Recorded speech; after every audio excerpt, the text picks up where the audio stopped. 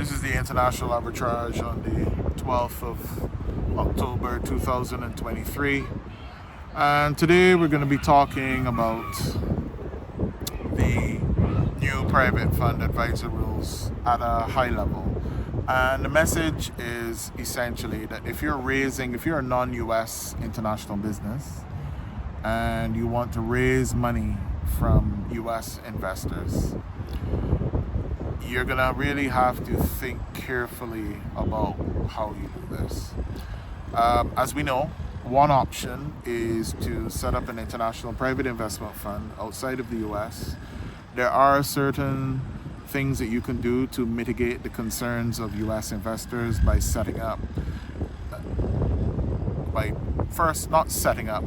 registering the fund management company in the US with the state or with the SEC, if that is possible.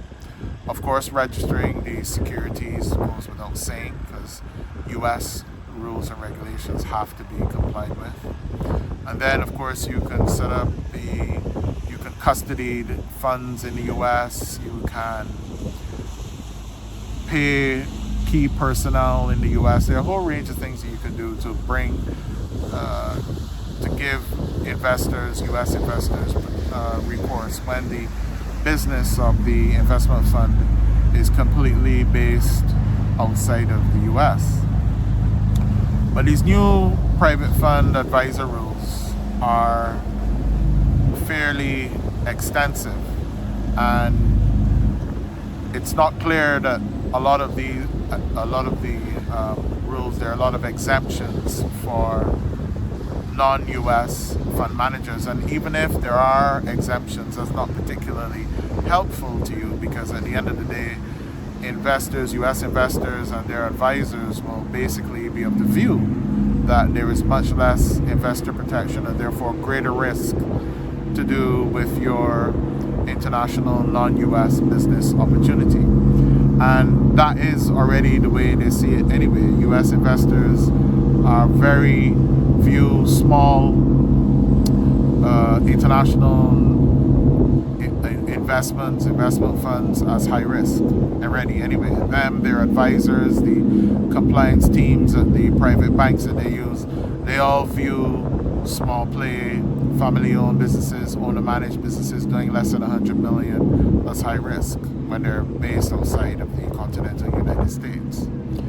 And so therefore, what you have to take into account is not only how you're going to mitigate this risk, but the fact that if you do decide to, say for instance, register your fund manager in the US and begin dealing with and complying with some of the private fund advisor rules in order to provide the level of investor protection that US investors will require, then if you're going to use, say for instance, if you appoint a US fund manager as a co-manager, give them a role in it, that's one option. But as we discuss these things, you can see that the cost of setting up an international private investment fund is greatly increasing.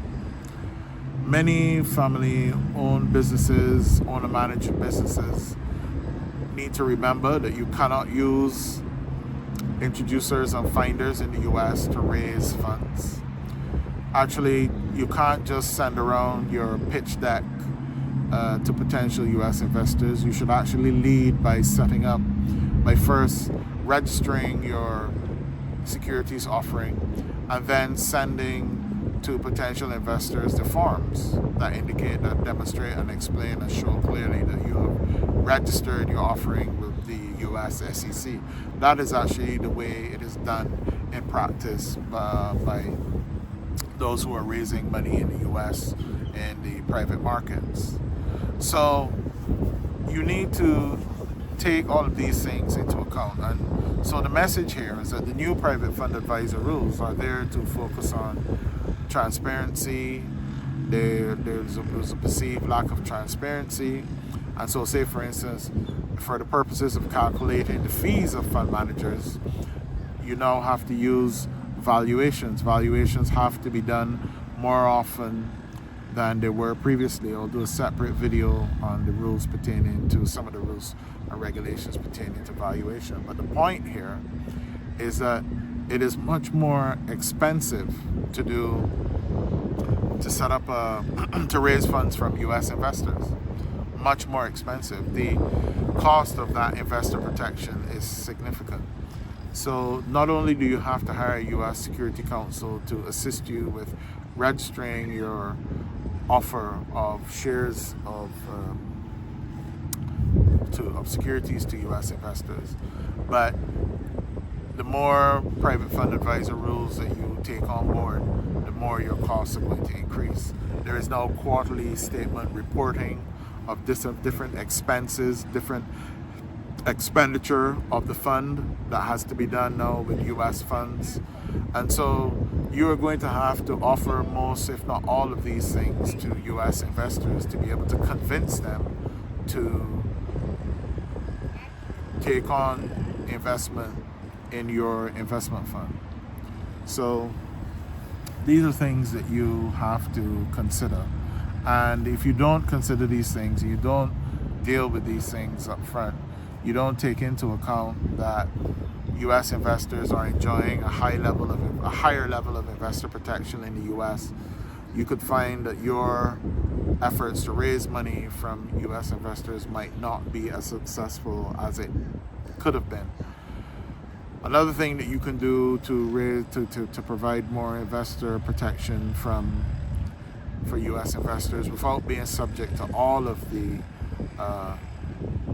private fund advisor rules and regulations, because you're not using a U.S.-based fund manager, or you have one that is exempt, is that you can actually set up a captive insurance company, and your captive insurance company could essentially, you could give or issue some of those shares to some of your largest U.S. shareholders so that they have a direct interest in the captive insurance company, which is partially owned by the fund. So this is something else that you could do. And as we've explained before, the captive insurance company could actually be based outside of the U.S., but it could be paying taxes in the U.S., which means it's subject to a fair amount of regulation or oversight in the U.S. market. So these are all things that owner managers, those raising money in the U.S., have to take into account. These are things that you need to consider, and it brings it definitely brings into focus if you're raising money from U.S. investors, it means that Reg CF, the $5 million, if you're with a $5 million limit, it brings that into focus. But it depends on where your business is at. Because if you're raising $30 to $40 million from U.S. investors, then Reg CF is not necessarily of any help to you. So if you want to raise 30, 50, $80 million, then you're not ready for Reg A Plus as we described in the previous video, then what you're going to have to do is essentially think about how you're going to offer or create more investor protection for U.S. investors. And of course you have to offer it up front, in your offer memorandum has to spell out how you're providing all of these things to U.S. investors. Alright, so that's it for now, and we will continue to analyze and talk about the impact of the new private fund advisor rules on raising less than $100 million in the U.S. from U.S. investors by businesses and